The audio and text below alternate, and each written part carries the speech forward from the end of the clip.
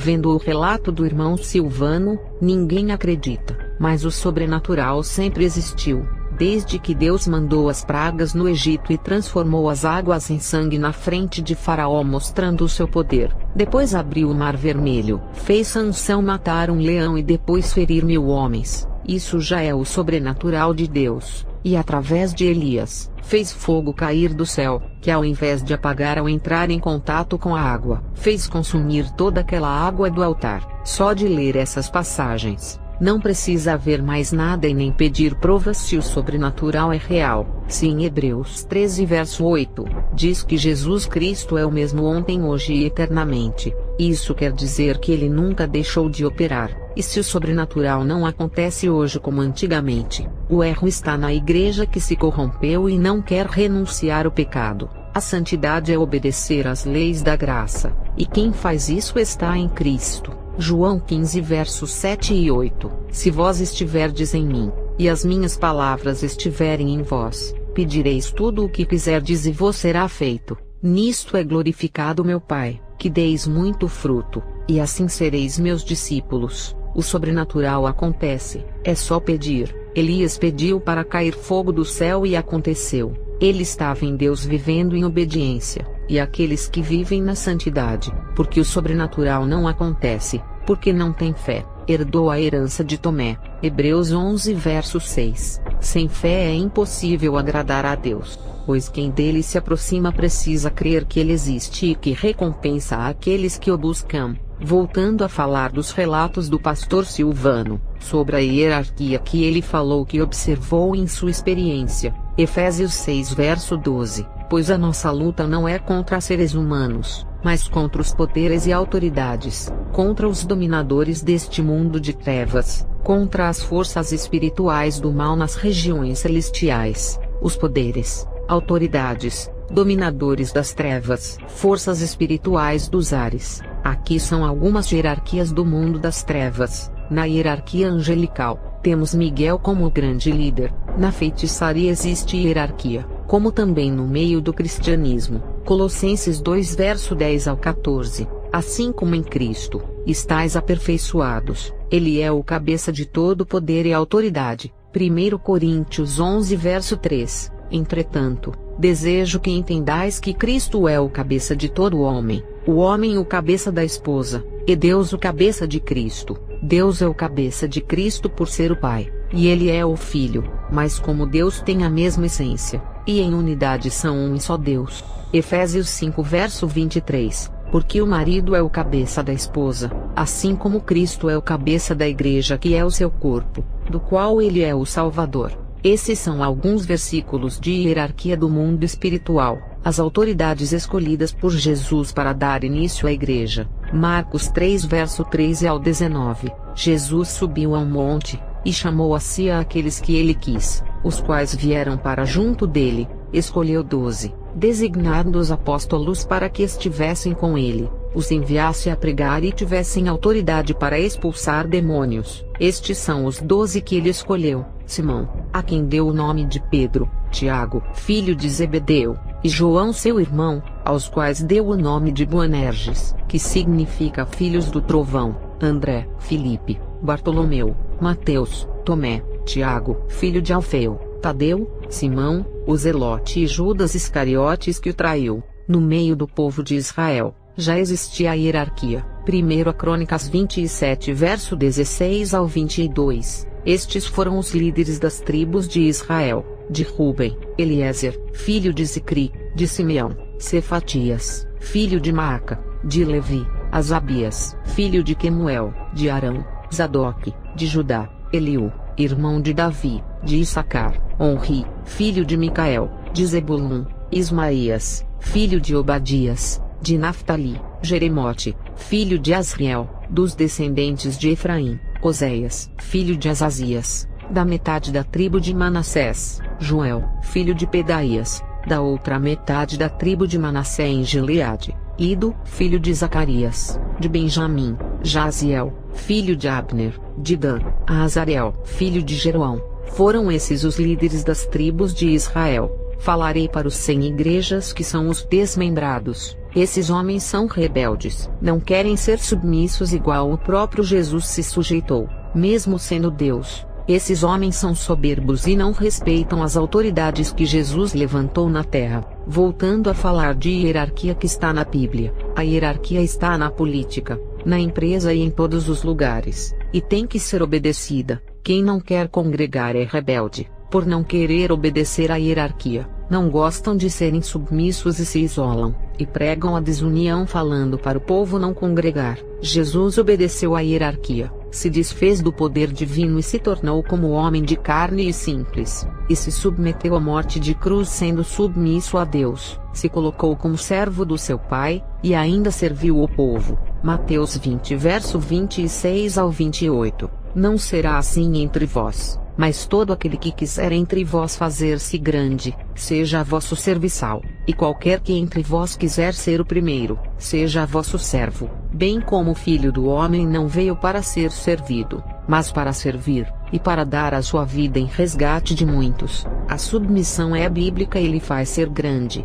A igreja é o reino unido de Deus na terra. Romanos 14 verso 17. Pois o reino de Deus não é comida e nem bebida, mas justiça, paz e alegria no Espírito Santo. Vou interpretar esse versículo. Toda a teologia da prosperidade prega o melhor carro, a melhor casa, as melhores comidas e bebidas, oferecendo o pão que só alimenta o estômago e a bebida momentânea, e não oferece nada de eterno. O evangelho que prega o reino não é comida e nem bebida, que significa que não é a teologia da prosperidade, que só prega as coisas da terra como ter muito dinheiro para comprar tudo do bom e do melhor. A comida e bebida dessa terra é perecível, e sacia a sua fome e bebida por apenas um dia. O que o evangelho da prosperidade prega é muito pouco. Queremos muito mais, queremos a eternidade, o pão que sacia a nossa fome para sempre, e a bebida que mata a nossa sede eternamente. João 6 verso 48. Eu sou o pão da vida, é desse pão eterno que queremos. João 4 verso 14. Aquele porém, que beber da água que eu lhe der, nunca mais terá sede. É dessa água que precisamos. Eu dou conselho para estudarem, para conseguirem um emprego melhor que a teologia da prosperidade não pode dar. Mas sempre digo que são coisas passageiras que não podemos nos prender, e que temos que nos esforçar pelo que é eterno, e sempre colocar as coisas de Deus em primeiro lugar. A igreja é o reino de Deus de justiça, é a verdade, e tem que ter a paz, que significa não viver preocupados com as coisas terríveis que estão acontecendo no mundo. A paz significa não entrar em guerra com ninguém, porque as discussões e brigas tiram a paz, e viver a alegria no Espírito Santo, e se alegrar no Senhor vivendo no Espírito. João 4 versos 5 e 6. Respondeu Jesus: digo a verdade, ninguém pode entrar no reino de Deus se não nascer da água e do Espírito. O que nasce da carne é carne, mas o que nasce do Espírito é Espírito. E assim é esse reino espiritual, que tem o seu Rei Jesus que governa o povo. Ele que é o cabeça que nos lidera, irá vir buscar a igreja para entrar no reino celestial. A igreja tem que se reunir sim, não importa se é em uma casa ou garagem. Deus ama a união. Mateus 18 verso 20. Pois onde se reunirem 2 ou 3 em meu nome, ali eu estou no meio deles. Deus sempre estará no meio da reunião. A reunião é bíblica. Não acreditem nos 100 igrejas que pregam contra a reunião. Somos o exército de Cristo que batalha contra o exército das trevas. Um soldado não pode ir para a guerra lutar sozinho contra um exército. Lembre-se de que somos o reino da luz, e não podemos lutar sozinho contra o reino das trevas. Até Deus que é poderoso tem o seu exército de anjos para trabalharem para ele. Deus poderia ter um anjo só, mas ele tem um exército que simboliza a união. Você que viu alguém dizer que para ser salvo não precisa congregar, eu lhe digo, não faça isso, porque um guerreiro sozinho para lutar contra todas as forças do inferno não resistirá. Hebreus 10 verso 25. Não deixemos de reunir-nos como igreja, segundo o costume de alguns, mas encorajemo-nos uns aos outros, ainda mais quando vocês veem que se aproxima o dia. A desunião é de Satanás. lembre-se de que ele causou uma desunião da terça parte dos anjos, fazendo-os desobedecerem a Deus. E tem crente que não quer congregar na igreja, dizendo que a igreja não são os templos, mas a igreja é um grupo de pessoas que tem que se reunir. Aqueles que não gostam de igreja e se dizem crentes, quando Jesus vier buscar a igreja, não vai levar você sozinho, mas buscará um povo santo. Na guerra, o povo de Israel se unia contra o inimigo, não era só um que guerreava. No Novo Testamento se formou a igreja de Efésios, Coríntios, Romanos, Gálatas, Filipenses, Colossenses, Tessalonicenses, Macedônia, Esmirna, Tiatira, Sardes, Pérgamo, Filadélfia, Laodiceia. Todas essas igrejas tinham um povo. Não existem cristãos individuais que não se reúnem para adorar a Deus, e irão falar desculpas para não congregarem, dizendo que esses nomes são cidades e não nomes de placas. Mas isso não é desculpas para não congregar. O fato é que em todas essas cidades, formaram grupos de cristãos por onde os apóstolos passaram, e as igrejas tinham os nomes das cidades, para serem identificadas de que povos que eram. E tem aqueles que falam, as igrejas não são templos. Antigamente não faziam templos e tinha o povo de Deus. Eu respondo essa pergunta. Antigamente não tinha templo, porque o Império Romano perseguia os cristãos, e ter uma igreja o povo ficaria muito exposto para o massacre. Por essa razão, os cultos eram nas casas que foram os templos de 4 paredes. Não existe diferença de alugar um templo, ou fazer a casa de templo ou uma garagem para adorar a Deus. Tudo são casas de 4 paredes que servem para adorar a Deus. Então, sem igrejas, não venham com desculpas que no templo antigo não existia, e que o último foi destruído, que era o templo dos judeus. A igreja sempre usou os templos para cultuar, que eram as casas. E quando a perseguição ficou pior, faziam as cavernas de templos. No fim dos tempos, os crentes vão ter que voltar a se reunir nas casas para cultuarem. E quando vinha perseguição, nem nas casas poderão se reunir. Vão ter que voltar a fazer os cultos nas cavernas escondidos. Os 4 templos são bíblicos, e pode ser em qualquer cobertura. Deus mandou Moisés fazer o tabernáculo, para ser o lugar santo de adoração sacerdotal. Depois, no tempo de Salomão, construiu o templo, e com a destruição do templo, Deus enviou Neemias para a reconstrução do templo, e por fim, esse templo foi destruído porque não estava sendo usado para honrar a Deus, e se tornou um templo dirigido por um sacerdócio manchado e caído. O templo não servia mais para glorificar a Deus, mas para fazer a vontade dos humanos e inflamar os seus egos, como autoridades religiosas como os fariseus. Esse foi o motivo de sua destruição. Deus nunca foi contra os templos, e as sinagogas existiam para glorificarem a Deus, e os fariseus não faziam isso, mas se reuniam para matarem os cristãos, e realizarem as coisas das suas carnes. Apocalipse 3 verso 9. Veja o que farei com aqueles que são sinagoga de Satanás e que se dizem judeus e não são, mas são mentirosos. Farei que se prostrem aos seus pés, e reconheçam que eu amei. Deus nunca foi contra templos, mas era contra os que transformavam os templos em casas de demônios. Esses templos não são para congregar. Se é casa de demônio, não pode ser de Deus. Não estou julgando as pessoas, até porque a salvação cabe a ela fazer.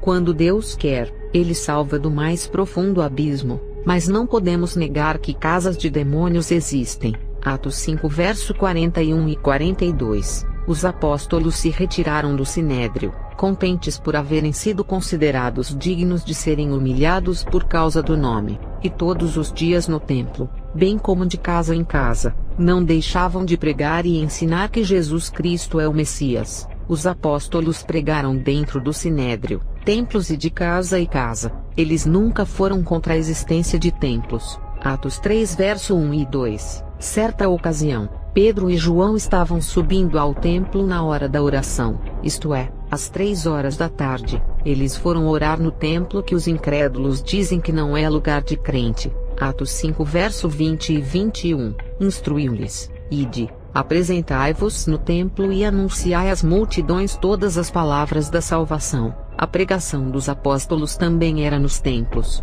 Lucas 21 verso 37. Jesus passava o dia ensinando no templo, e ao pôr do sol, caminhava até o monte chamado das Oliveiras onde passava a noite. Jesus pregou no templo, mas os sem igrejas dizem que não pode. Atos 2 verso 46 e 47. Diariamente, continuavam a reunir-se no pátio do templo, partiam o pão em suas casas e juntos participavam das refeições, com alegria e sinceridade de coração, louvando a Deus por tudo e sendo estimados por todo o povo. Eles faziam tudo isso no templo. Atos 9 verso 20. Logo após, Paulo começou a pregar nas sinagogas que Jesus é o Filho de Deus. Paulo pregou dentro da sinagoga de Satanás. Atos 18 verso 4. Assim, todos os sábados ele argumentava na sinagoga, e convencia tanto a judeus quanto a gregos. Paulo dá tempo integral ao ensino. Atos 9 verso 20.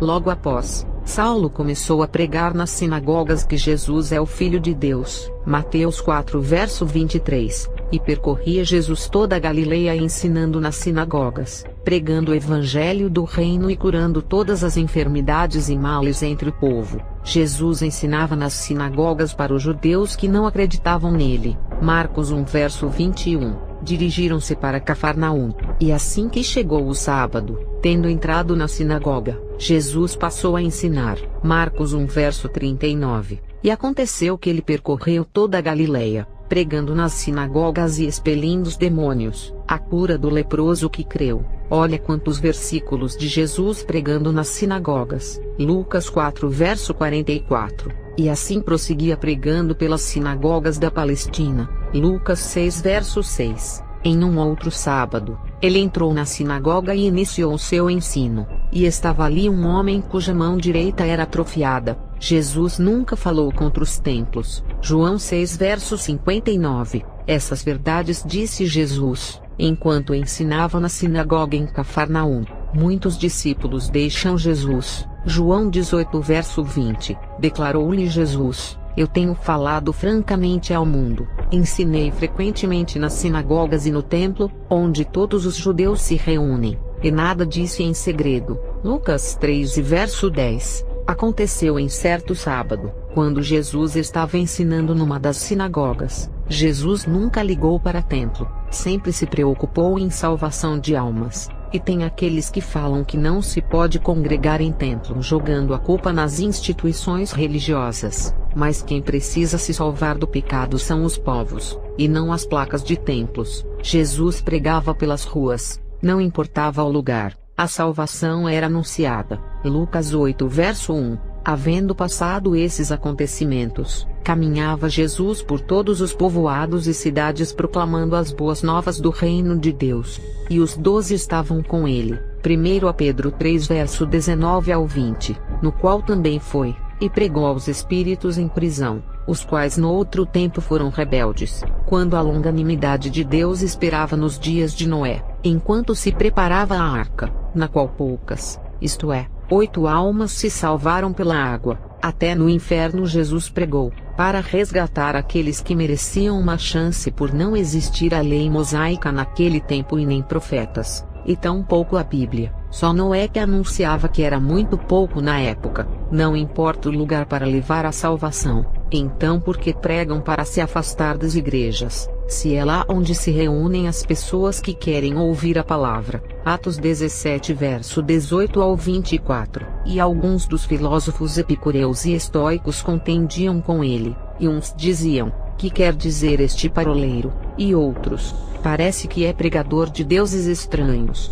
porque lhes anunciava a Jesus e a ressurreição. E tomando-o, o levaram ao Areópago dizendo: poderemos nós saber que nova doutrina é essa de que falas, pois coisas estranhas nos trazes aos ouvidos. Queremos pois saber, o que vem a ser isto, pois todos os atenienses e estrangeiros residentes, de nenhuma outra coisa se ocupavam, senão de dizer e ouvir alguma novidade. E estando Paulo no meio do Areópago disse: homens atenienses, em tudo vos vejo um tanto supersticioso, porque passando eu e vendo os vossos santuários, achei também um altar em que estava escrito: ao Deus desconhecido. Esse pois que vós honrais, não o conhecendo, é o que eu vos anuncio. o Deus que fez o mundo e tudo que nele há, sendo Senhor do céu e da terra, não habita em templos feitos por mãos de homens. Paulo pregou no templo Areópago dos deuses. Hoje seria nos salões de seitas ou casas de bruxaria. Mas Deus nunca se importou com as quatro paredes, que os incrédulos que não querem ser membros falam que não era para existir. Nem Jesus e os apóstolos pregaram que não pode ter templo para reunir os crentes, e nem os templos que adoram deuses estranhos. Eles não amaldiçoavam, mas aproveitavam em entrar dentro do território do inimigo e resgatar as almas. Não importa o local, o evangelho destrói as barreiras e entra em qualquer lugar. Marcos 16 verso 15, e disse-lhes: vão pelo mundo todo e preguem o evangelho a todas as pessoas de vários lugares que estão em vários templos, em várias ruas e cidades. Faça da sua boca a trombeta da vinda de Jesus. Falarei do conhecimento humano versus conhecimento de Deus. Eu tenho que refutar os teólogos. Antes deles quererem rebater a doutrina, temos que orar e ler a Bíblia, e ter o propósito de ler toda. Fazer igual fez Ezequiel. Ele não comeu a metade do rolo, mas engoliu por inteiro. E o apóstolo João também comeu o livro do céu que estava nas mãos do anjo. Os críticos vêm com a teologia do homem, que é o conhecimento humano, para tentarem envergonhar os servos de Deus. Mas os homens de Deus têm a Bíblia, que é o conhecimento de Deus, e quando o conhecimento humano mede força com a Bíblia, não resistirá. O conhecimento espiritual sempre irá subjugar o conhecimento humano. Atos 6 verso 8 ao 10. Estevão, homem cheio da graça e do poder de Deus, realizava grandes maravilhas e sinais entre o povo. Contudo, levantou-se oposição dos membros da chamada Sinagoga dos Libertos, dos judeus de Cirene e de Alexandria, bem como das províncias da Cilícia e da Ásia. Esses homens começaram a discutir com Estevão, mas não podiam resistir à sabedoria e ao espírito com que ele falava. Os doutores da lei, com o conhecimento humano, não conseguiram vencer o conhecimento espiritual de Estevão, homem que recebeu a sabedoria de Deus, cheio da graça e do poder de Deus, e ainda realizava grandes sinais entre o povo. Aí está a diferença em um homem cheio do Espírito Santo com as armas do céu, contra homens cheios de filosofias humanas e conhecimentos da carne. Não estou incentivando a disputa, porque não devemos perder tempo com isso. Estou fazendo a comparação do conhecimento de Deus e dos homens. Nem Satanás, quando apareceu no deserto, conseguiu vencer Jesus. Quando usou a palavra dos salmos para Jesus se jogar do monte, Jesus usou a palavra de Deus para vencer. Se Satanás não venceu, imagina os doutores. Falarei da grande tempestade de provação espiritual. Eu tive uma visão de uma grande tempestade que sacudiu os alicerces espirituais, conjugais, familiar e financeiro. A tempestade nessa quarentena sacudia a figueira e os frutos caíam. A tempestade tocava nos alicerces espirituais, e o Senhor me revelou que muitos não estão suportando essas provações de agora, e estão se desviando, e com o fechamento das igrejas, os religiosos que só buscam a Deus dentro dos templos enfraqueceram. A tempestade também abalava as casas, a tempestade tocava nos alicerces conjugais, e o Senhor me revelava que muitos casais de crentes estão se divorciando, por causa do desemprego que a pandemia causou. Casais estão brigando e discutindo muito, a esposa jogando a responsabilidade no marido por ser demitido por causa da pandemia. A tempestade também tocava nos alicerces familiares. Tem mulheres que se arrependeram de serem mães por causa da pandemia. Até falam que se soubessem que iriam vir tempos tão difíceis teriam abortado. Crianças passando fome. E a tempestade, eu vi entrando dentro dos comércios, empresas, mercados, lojas e indústrias. A tempestade tocava nos alicerces financeiros, empresários passando sufoco, comerciantes falindo,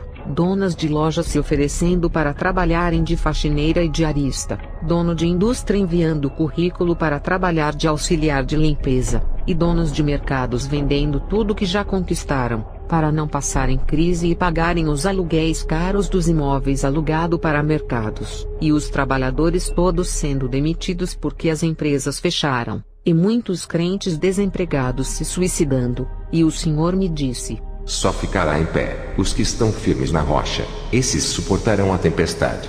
Falarei dos 4 tipos de exaltações que vêm na vida dos que perseveram em Jesus. As 4 exaltações são: sentimentais, financeira, empresarial e espiritual. Sobre a exaltação sentimental, quero antes deixar um alerta para quem espera muito tempo para casar, e quando aparece alguém é laço de destruição. Salomão, o homem que tinha 1000 mulheres e conheceu muito bem as características de cada uma delas, e a maioria eram mulheres idólatras que não faziam parte do povo de Deus, que era Israel na época. Provérbios 9 verso 3 e 14. A insensatez é mulher sensual, exibicionista e ignorante, sentada à porta de sua casa, no ponto mais alto da cidade, propagandeia sua proposta aos que transitam por ali em seus caminhos. Provérbios 7 verso 10 ao 12. Eis que a mulher lhe sai ao encontro, com vestes de prostituta e cheia de astúcia na alma. Ela é sedutora e espalhafatosa,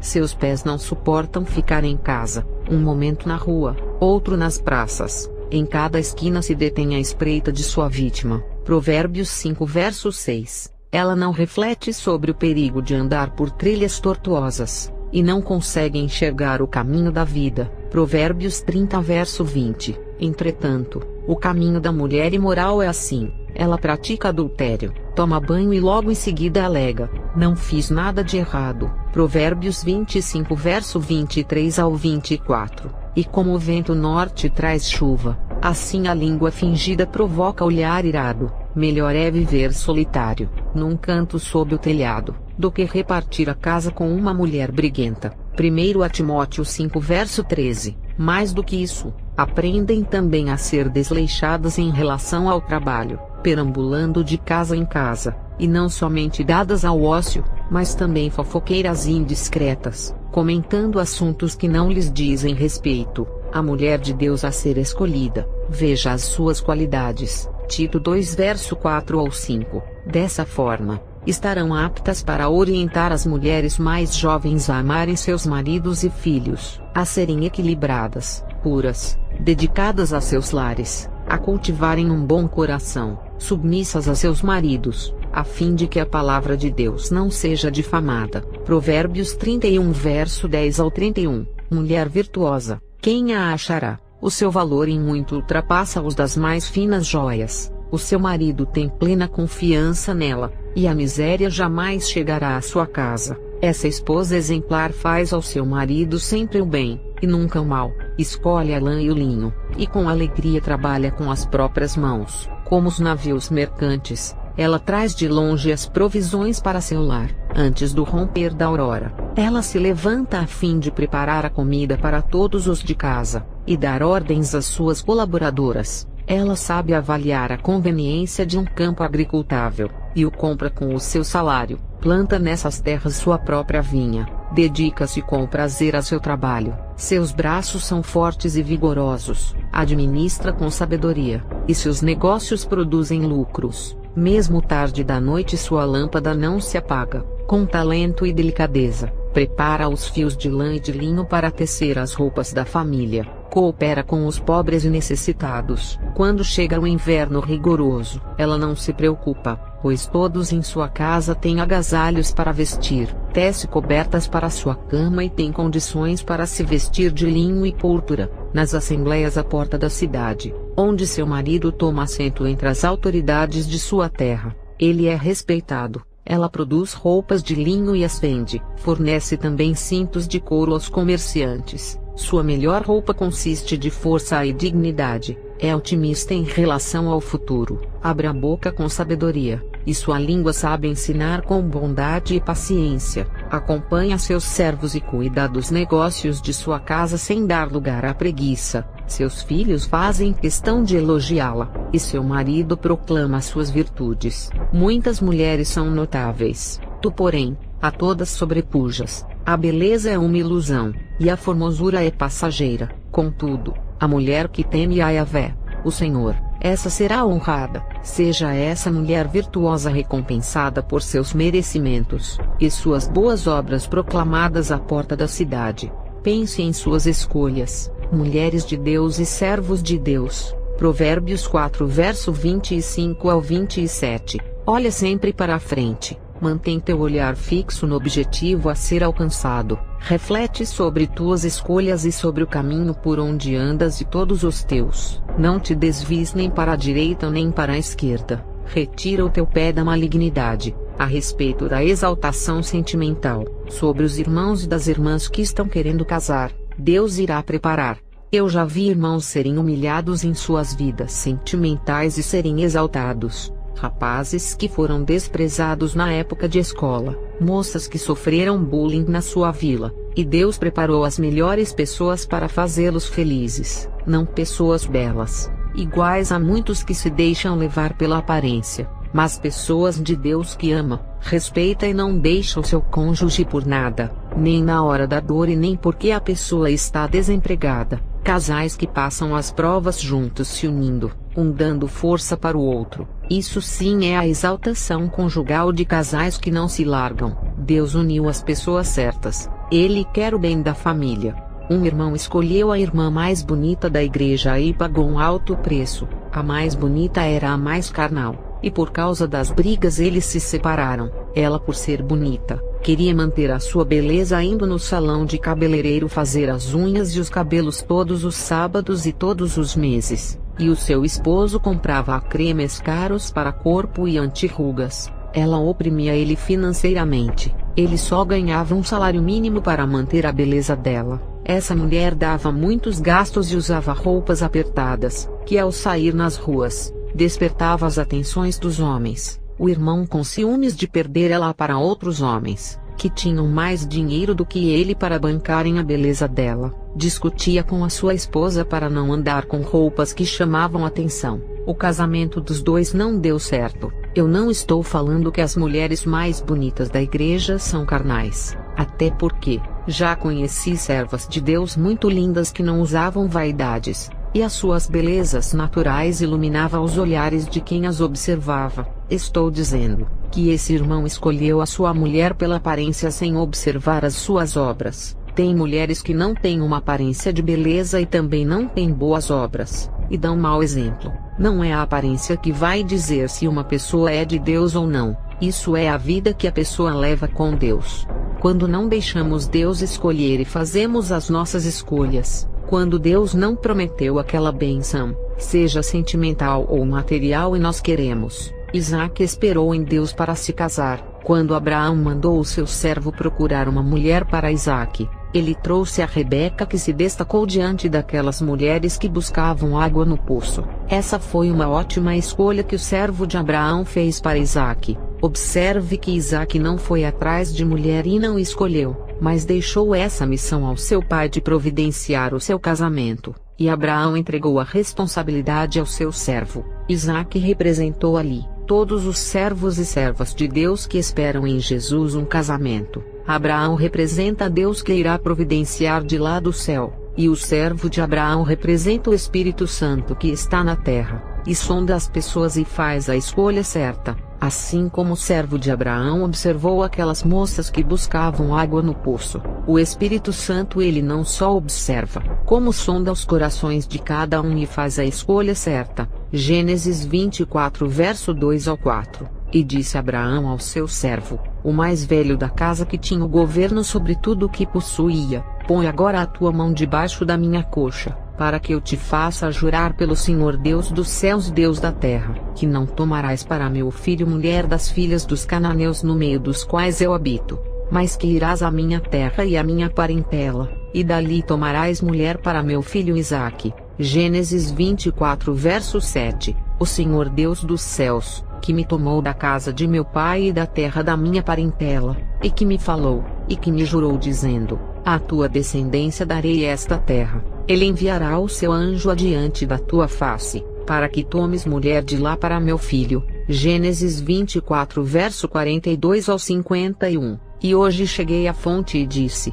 ó Senhor, Deus de meu senhor Abraão, se tu agora prosperas o meu caminho no qual eu ando, eis que estou junto à fonte de água. Seja, pois, que a donzela que sair para tirar água e a qual eu disser: peço-te, dá-me um pouco de água do teu cântaro, e ela me disser: bebe tu, e também tirarei água para os teus camelos. Esta seja a mulher que o Senhor designou ao filho de meu senhor. E antes que eu acabasse de falar no meu coração, eis que Rebeca saía com o seu cântaro sobre o seu ombro, desceu à fonte e tirou água, e eu lhe disse: peço-te, dá-me de beber. E ela se apressou, e abaixou o seu cântaro de sobre si e disse: bebe, e também darei de beber aos teus camelos. E bebi, e ela deu também de beber aos camelos. Então lhe perguntei e disse: de quem és filha? E ela disse: filha de Betuel, filho de Naor, que lhe deu Milca. Então eu pus o pendente no seu rosto, e as pulseiras sobre as suas mãos, e inclinando-me adorei ao Senhor, e bendisse ao Senhor, Deus do meu senhor Abraão, que me havia encaminhado pelo caminho da verdade, para tomar a filha do irmão de meu senhor para seu filho. Agora pois, se vós haveis de fazer benevolência e verdade a meu senhor, fazei-mo saber, e se não, também mo fazeis saber para que eu vá à direita ou à esquerda. Então responderam Labão e Betuel e disseram: do Senhor procedeu este negócio, não podemos falar-te mal ou bem. Eis que Rebeca está diante da tua face, toma-a, e vai-te, seja a mulher do filho de teu senhor. Como tem dito o Senhor, se viver uma vida reta, Deus irá entregar a bênção. João 15 versos 7 e 8. Se vós estiverdes em mim, e as minhas palavras estiverem em vós, pedireis tudo o que quiserdes e vos será feito. Nisto é glorificado meu Pai, que deis muito fruto, e assim sereis meus discípulos. Deus atende o desejo do coração dos fiéis. O que temos que ter cuidado, é pedir algo que irá prejudicar as nossas vidas sentimentais ou material, porque Deus atende o pedido, mas não se responsabiliza por aquilo que não prometeu. Uma irmã escolheu um rapaz, e fez várias campanhas de oração por uma pessoa, e quando conseguiu, agradeceu a Deus pela vitória. O problema é que esse irmão começou a bater nela. Deus não prometeu que iria dar esse rapaz como seu esposo, mas foi a pessoa que ela pediu. Um jovem orou para trabalhar no mercado e Deus abriu a porta, mas o jovem não gostou de trabalhar todos os domingos e fazendo hora extra. O jovem pediu demissão do mercado. Esse é o problema de muitos que fazem as escolhas erradas orando para Deus entregar, e Deus, para honrar a oração do crente que vive em retidão, entrega a bênção mesmo que seja a escolha errada. Quando Deus promete entregar uma bênção, Ele escolhe sempre aquilo que é o certo para cada um de nós. E quando não deixamos Deus escolher e fazemos a nossa escolha, cometemos erros, porque Deus sabe o que é melhor para as pessoas, e nós não sabemos o que é melhor. Ele é onisciente, e já sabe de tudo o que vai acontecer futuramente em nossas vidas. Um irmão queria um compromisso com uma jovem muito bonita na aparência, mas por dentro era uma podridão, e ela, sendo crente, humilhou ele, dizendo que queria um rapaz melhor do que ele financeiramente. Esse irmão continuou esperando em Deus, e o Senhor preparou uma moça mais bonita do que ela na aparência e também por dentro. Ela, ao ver que ele conseguiu uma pessoa melhor do que ela,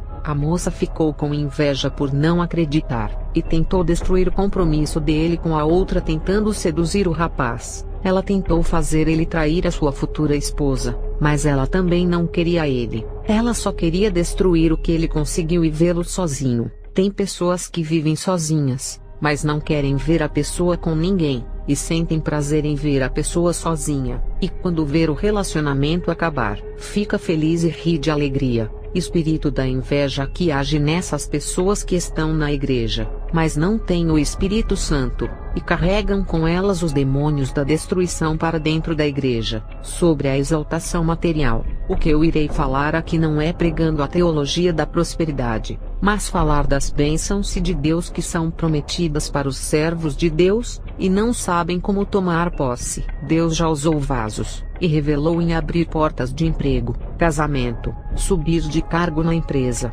e os irmãos revelados não tomaram posse. E aqui irei dar alguns exemplos de experiências de alguns irmãos que tomaram posse daquilo que Deus lhes prometeu. Não estou pregando prosperidade, mas irei explicar como devem fazer para conquistar aquilo que Deus já prometeu, e usou os servos para a falarem. Davi era o menor da casa de Jessé. Seu próprio pai o julgava pela aparência como um filho que não servia para ser guerreiro, e muito menos para ser rei. Se dependesse de Jessé, o profeta Samuel não teria ungido ele como rei, e mesmo Samuel ungindo ele, os seus pais e irmãos continuaram a tratar ele como um serviçal, que só prestava para levar queijo fresco para os guerreiros e mais nada. Ele foi subestimado pelo pai e pelos seus irmãos, e Davi provou que poderia sim ser um guerreiro forte ao derrubar aquele gigante que ninguém foi capaz. Aquela foi a primeira exaltação de Davi que surpreendeu o seu pai e seus irmãos, e a sua fama correu por todo Israel.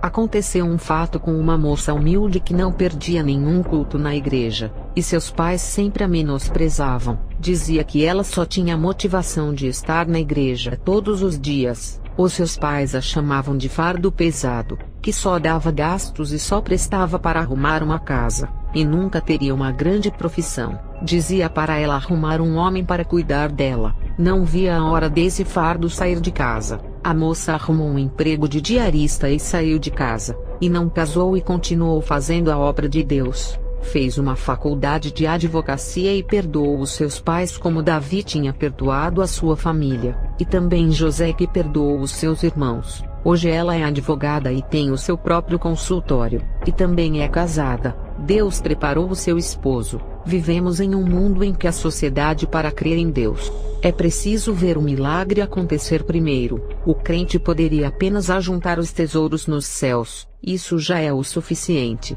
É o que a Bíblia diz. Mas tem muitas pessoas que zombam dos crentes e dizem: cadê o seu Deus? Vivem uma vida no deserto passando dificuldades. E Deus, para exaltar os seus na frente dos incrédulos, faz maravilhas para que eles vejam que Ele é Deus. Não estou dizendo que Deus, para provar que Ele é Deus, tem que fazer algo. Não é isso. Estou falando que Ele exalta o seu servo igual fez com Davi, para que saibam que o crente fiel não serve a um Deus morto. É claro que depende do coração de cada um. Aquele que é materialista, Deus exalta com o pouco, ou não exalta na parte material, pois tem várias maneiras de exaltar, principalmente se a pessoa não pode ter alguma coisa material que se prostra. Deus pode exaltar de outra maneira. Deus exalta com muitas bênçãos materiais, quando o coração não se prende às riquezas. Um coração livre. A exaltação de Deus pode ser material,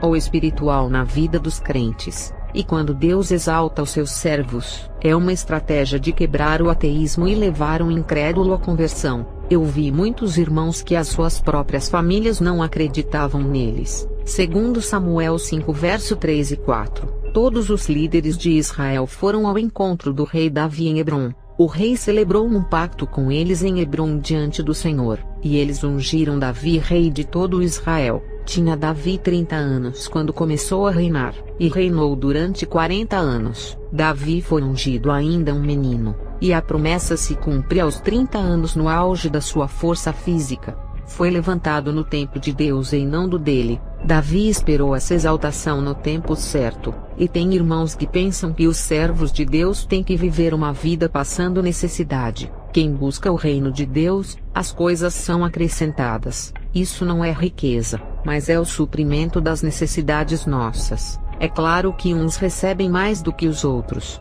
Alguns, Deus dá um cargo alto de liderança na presença, ou capacidade de ser um empresário, e outros, Deus abre apenas uma porta com um salário razoável, que dá para suprir as necessidades. Deus conhece o coração de cada um. Aquele que não tem o coração materialista, Deus dá muito mais, porque sabe que ele não irá se dobrar diante do dinheiro, igual Jó e Abraão, que sendo ricos não estavam presos na riqueza. E tem crentes que Deus dá bênçãos materiais, porque sabe que não irão se dobrar, e tem crentes que é mais propenso a se inclinar ao dinheiro, e esses Deus supre as suas necessidades, e vivem mais com o pouco e passam por provas financeiras. Crentes que têm a tendência de se dobrarem ao dinheiro, Deus não dá muito para que não seja pedra de tropeço em sua vida espiritual. Deus supre a sua vida com o pouco, e acrescenta as demais coisas em sua vida espiritual quando busca o reino dele.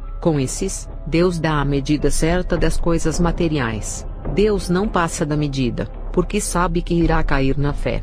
Isso é um ato de amor para que a alma não se perca com as coisas perecíveis da terra. Deus não está fazendo acepção de pessoas ao dar uma medida para uns, e para outros ele dá 2 vezes mais do que esses, e para aqueles já dá 3 vezes mais. Cada um tem uma estrutura. Abraão era mais rico do que Moisés, e Elias já era pobre. Isso explica que quando Deus quer usar, não importa se é classe média, baixa ou rica, a verdade é que todos nós temos uma estrutura espiritual, e Deus nos conhece e dará conforme Ele sabe que não irá cair na fé. Deus é justo até para dar a bênção para cada um. A preocupação dele é mais em salvar as almas, e não irá fazer um servo dele se perder pelo materialismo da terra, e cuida de cada um segundo a medida que entrega em suas mãos, para que venham suprir as necessidades terrenas. Se algum irmão acha injusto, Deus dá uma medida maior para uns e para outros não, porque deseja ter coisas grandes e não pequenas. Então ore a Deus, e peça para Ele colocar um coração segundo o coração dele, para que receba grandes bênçãos materiais e não venha se corromper. Davi tinha o coração segundo o coração de Deus. Um coração simples que não se corrompeu com o materialismo que recebeu ao ganhar aquele reinado, todas as regalias, conforto e materialismo do reinado, Davi teve e não se corrompeu. Deus entregou um reino nas mãos do rei Saul que era humilde, mas ele se corrompeu e deixou o poder subir para a cabeça, e o seu reino Deus o tomou, e entregou nas mãos de Davi. Deus faz assim. Ele até pode dar uma vida cheia de materialismo para o crente que é fiel à sua palavra, mas se ele ficar corrompido e Deus não entregar a alma dele ao diabo, se Deus ainda tem promessa nessa vida, ele tira todas as bênçãos materiais para o crente não perder a sua alma, e deixa ele passar prova para que se arrependa e se humilhe, e assim a sua alma será salva. Houve um caso de uns pais que sempre menosprezavam um jovem muito tímido da minha igreja. Os pais sempre diziam que ele não iria conseguir nenhum emprego por ter a cara de doido, e diziam que se conseguisse um emprego para limpar os sapatos dos ricos teria sorte. Esse rapaz chorava e orava, e mesmo sem qualificação, só com ensino médio, ele entrou na empresa Toyota, e nessa empresa só entram pessoas qualificadas que têm faculdade, e pessoas que têm experiência no ramo. Eu vendo o que esse jovem passou, me lembro do rei Davi, que por ser o menor da casa de Jessé, fazia o trabalho de cuidar das ovelhas de seu pai, e os seus irmãos faziam os melhores trabalhos. Davi era tão menosprezado, que quando o profeta Samuel entrou na casa de Jessé para escolher um rei, os pais de Davi apresentaram todos os seus filhos, e não queriam apresentar Davi por pensar que ele não tinha capacidade de ser rei. E sobre a exaltação financeira, Gênesis 41 verso 38 a 43, por isso o faraó lhes perguntou, será que vamos achar alguém como este homem, em quem está o Espírito Divino? Disse pois o faraó a José, uma vez que Deus lhe revelou todas essas coisas, não há ninguém tão criterioso e sábio como você. Você terá o comando de meu palácio, e todo o meu povo se sujeitará às suas ordens. Somente em relação ao trono serei maior que você. E o faraó prosseguiu, entrego a você agora o comando de toda a terra do Egito. Em seguida o faraó tirou do dedo o seu anel selo, e o colocou no dedo de José, mandou-o vestir linho fino e colocou uma corrente de ouro em seu pescoço. Também o fez subir em sua segunda carruagem real, e à frente, os arautos iam gritando, abram caminho. Assim José foi colocado no comando de toda a terra do Egito. José, que era o menor filho de Jacó, escravo e prisioneiro, se tornou o segundo homem mais poderoso do Egito. Ele era governador, e estava abaixo só do rei que era o faraó. Ele foi exaltado financeiramente, que quando a sua família foi comprar trigo ele recebia moedas, e também de todos os reinos que compravam trigo. José recebia as moedas de todos os povos e administrava o dinheiro do reino do Egito. Eu vejo muitas pessoas que passaram necessidades, e hoje trabalham em grandes empresas. Também de pessoas que tinham o menor cargo na empresa e se tornaram um líder. Deus, exaltando os seus servos iguais, fez com José. Me lembro de um jovem da igreja que eu congreguei chamado Adriano. Ele que era ajudante-geral da sua empresa. Ele era humilhado por todos os funcionários da empresa e nunca ficou desanimado. Ele tinha tudo para largar esse emprego de humilhação. E quando ele dizia para os seus irmãos que um dia seria um dos líderes de sua empresa, ele era motivo de chacota. Esse jovem em 2 anos foi promovido a encarregado, e 3 anos depois gerente, e a inveja dos irmãos dele cresceu, e aqueles da sua empresa que menosprezavam e trataram ele mal, começaram a olhar ele com outros olhos, e o medo tomou conta de muitos na empresa, pois ele, sendo um gerente, tinha poderes para demitir quem quisesse e contratar quem quisesse, mas ele foi humilde, não se vingou de ninguém que tratou ele mal e fez uma faculdade de administração, e se tornou o líder da filial de sua empresa estando acima dos gerentes, e os seus irmãos que faziam chacota com ele e riam estavam desempregados, e ele conseguiu emprego para todos os seus irmãos. O seu salário, que era de ajudante geral, hoje tem um salário gigantesco. A sua empresa é a Pirelli. Ele já viajou para a Itália, onde é a sede geral da empresa. Ao ver o crescimento desse jovem de forma extraordinária, me lembro de José do Egito, que de escravo se tornou governador, e todas essas exaltações, tanto sentimental, material e financeira, estão na Bíblia. Mateus 6 verso 33. Busquem, pois, em primeiro lugar o reino de Deus e a sua justiça, e todas essas coisas serão acrescentadas a vocês. Sobre a exaltação espiritual,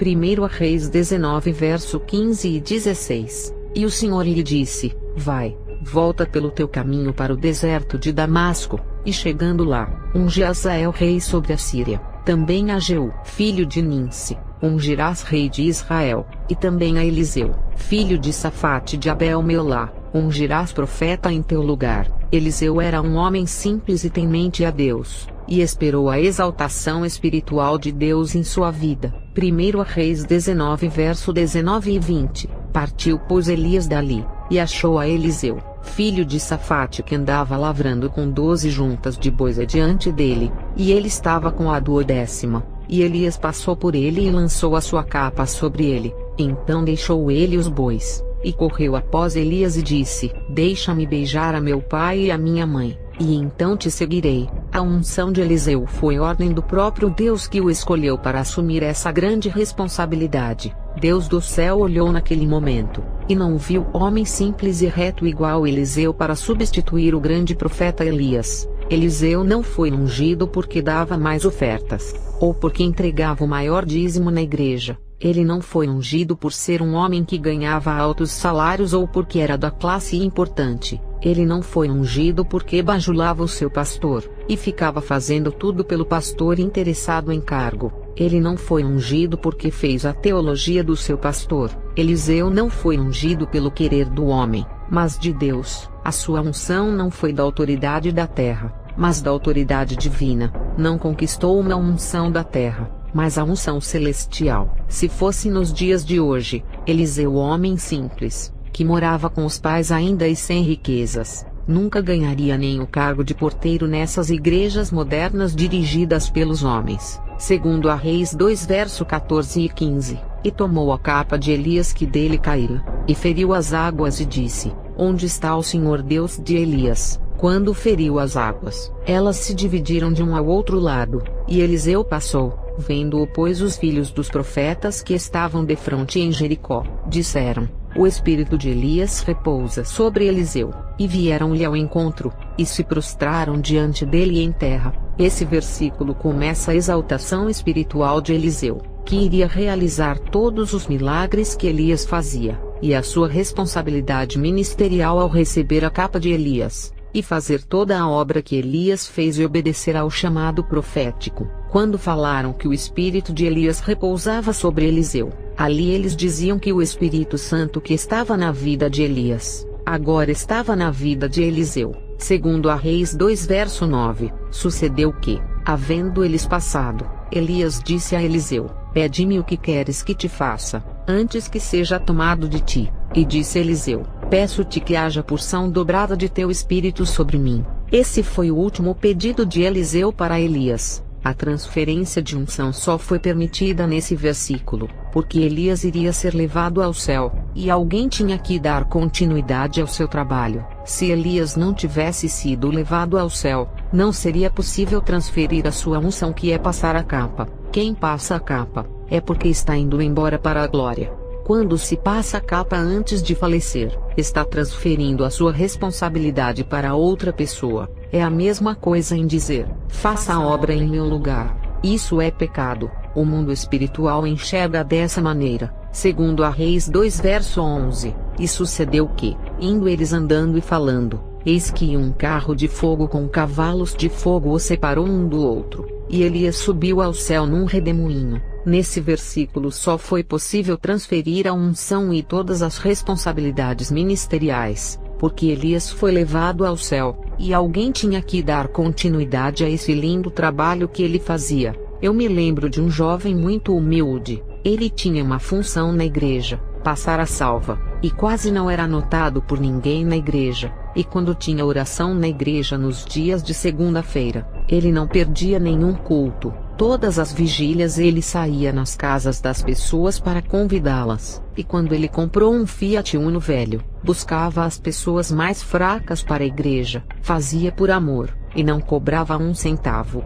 E Deus começou a levantar esse jovem com grande unção dentro dessa igreja pela sua humildade, e porque ele orava demais. Mas o pastor, sabendo que ele era mais usado do que ele, abafou o seu ministério, e colocou ele para receber os visitantes na porta, e os outros obreiros pregavam e eram ungidos a diáconos e presbíteros. Esse jovem não ligou para cargo, e também nunca pediu para o pastor lhe promover, e nunca questionou porque ele só o deixava como porteiro. 1 Samuel 15 verso 23, pois a rebeldia é como o pecado da feitiçaria, a arrogância como o mal da idolatria. Assim como você rejeitou a palavra do Senhor, ele o rejeitou como rei. Esse jovem nunca se rebelou contra o seu pastor por ele ser uma autoridade. É o que eu falo para muitos irmãos: se não gostou daquele ministério, não vá. Ao invés de falar mal, e não fale mal do seu pastor se não concorda com ele. Ao invés de se juntar em grupo para falar mal, saia da igreja dele e procure outra. Não fique falando mal dele para outros irmãos fazendo grupos. Lembre-se de que Lúcifer fez isso no céu, e causou a maior rebelião da história contra a autoridade de Deus. Esse jovem continuou como porteiro e não saiu da igreja para outra, porque ele não se entristecia porque não tinha cargo e nem fazia questão de púlpito, e estava feliz por estar vivendo os melhores momentos de comunhão com Deus. Ele tinha prazer de ser porteiro, e fazia isso com amor. Isso foi no ano de 2005, e Deus me mostrou em 2007, esse jovem dirigindo uma igreja, mas foi uma coisa muito rápida. E depois ele pegava uma mala e ia embora. Eu pensei comigo, Deus irá tirar ele dessa igreja que não dá valor para ele, e irá entregar outro ministério para ele por pouco tempo. Mas Deus não me deixou entregar a profecia a ele. No ano de 2010, o pastor dele faleceu, e o presidente fundador do ministério observou todos os membros dessa igreja para escolher o obreiro que deu exemplo de cristão, e mostrou o seu amor pela obra. E o povo da igreja disse que o jovem era o mais empenhado, que buscava as pessoas em casa para levar à igreja, e até os obreiros que desanimavam de ir à igreja, ele visitava em suas casas e trazia de novo para a igreja. Esse jovem aos 27 anos foi ungido a pastor, e a igreja encheu porque ele tinha uma unção que atraía as pessoas, igual a Jesus que andava e a multidão o seguia. Deus o exaltou no lugar da sua humilhação, onde muitos não davam valor para ele. A igreja teve um avivamento de 2010 a 2012, que foi o ano que ele faleceu. O sonho que eu tive que ele pegava mala de roupas para fazer a viagem, era que ele iria partir para a eternidade. No sonho, ele era pastor por pouco tempo, e arrumava a mala para ir embora. O seu pastorado foi curto, mas deu mais fruto do que o pastorado do outro pastor, que ficou mais de 10 anos dirigindo a igreja. Esse jovem, antes dele morrer, Deus mandou eu falar para ele a visão, mas ele já era pastor. Eu disse para ele: por que você foi pastor dessa igreja e não da outra? Ele me disse: Eu amo esse ministério que foi aonde eu me converti. Sou grato a ele, e mesmo com muitas provas que passei nessa igreja que me deram motivos para eu sair, o meu amor por esse povo foi maior, que resisti todas as humilhações e fiquei por ele. Nunca seria pastor de outra igreja. Esse povo está no meu coração. E quando ele faleceu, eu não me conformava e dizia a Deus: o Senhor levou alguém que estava avivando a sua igreja. Isso não é bom para a obra. No mundo é difícil encontrar homens usados e que amam a sua obra. Eu falei isso no ano de 2012, ano da morte do jovem, porque na década de 80, quando era uma bruxa, tinha muitos vasos usados, e nesse ano de 2012, já não via mais tantos vasos como antes. Parece que desapareceu os homens de Deus. A unção caiu tanto que não tinha mais homens usados como antigamente. A igreja se modernizou ao se adequar aos padrões do mundo, e já não se formam obreiros como antes, porque a igreja mundanizou tudo. Esse jovem era dos poucos que era tremendamente usado, em um tempo que não se encontra homens usados, e Deus me respondeu assim: minha serva, quando o fruto amadurece tem que ser colhido, antes que caia de maduro e fique rachado no chão. Chegou o tempo de colher ele. As suas vestes estavam brancas, mas Satanás estava preparando uma armadilha que ele iria cair e sujar as suas vestes. Ele foi exaltado espiritualmente antes de falecer, e depois dessa revelação, Deus me mostrou que iria levar outro homem de Deus, porque iria vir uma provação tão grande que ele não iria suportar. Esse homem era pastor, e morreu em 2017 aos 52 anos, e a prova que ele não iria suportar era essa pandemia. Ele deixou 5 filhos, e nessa pandemia sem emprego iria ser demais para ele. Não é porque ele não iria suportar as provações que não era um homem de Deus. Ser homem de Deus é renunciar ao mundo e buscar a Deus. Isso ele fazia, mas cada um tem uma estrutura, uns suportam e outros não. Ele não tinha subido os maiores degraus na escada e estava nos primeiros. Existem níveis espirituais, e mesmo você vivendo uma vida santa, pode estar nos primeiros degraus espirituais, e para subir esses degraus, ao passar dos anos, vai tendo experiências com Deus, vencendo provas e alcançando a maturidade, e assim vai caminhando e subindo os degraus espirituais até chegar ao céu, e quanto mais degraus subir mais espiritual fica, e se aproxima de Deus e aguenta as provações. O jovem de 27 anos estava em níveis mais altos do que o irmão de 52 anos. O jovem tinha subido mais degraus do que ele. Não é a idade que vai dizer que o homem de Deus é mais espiritual. As igrejas dizem assim: os mais velhos estão mais preparados do que os mais novos por terem mais experiências de vida. Pode ter mais experiências de vida, mas não tem nada a ver com o espiritual. As experiências terrenas são uma coisa, e as experiências espirituais é outra. Experiências espirituais é a pessoa que mais vezes orou, mais vezes Deus conversou com ele, mais vezes Deus usou e mais vezes teve comunhão andando em santidade. Não é o tempo de conversão que vai dizer que é espiritual. O irmão de 52 anos tinha 30 anos de ministério pastoral. O jovem tinha 12 anos de ministério, mas tinha mais experiências com Deus do que o pastor. Tem irmãos com 1 ano de conversão, que já recebeu o dom de línguas estranhas. E tem irmãos que têm 20 anos de conversão, e não falam em línguas. Tudo isso depende das experiências que tem com Deus.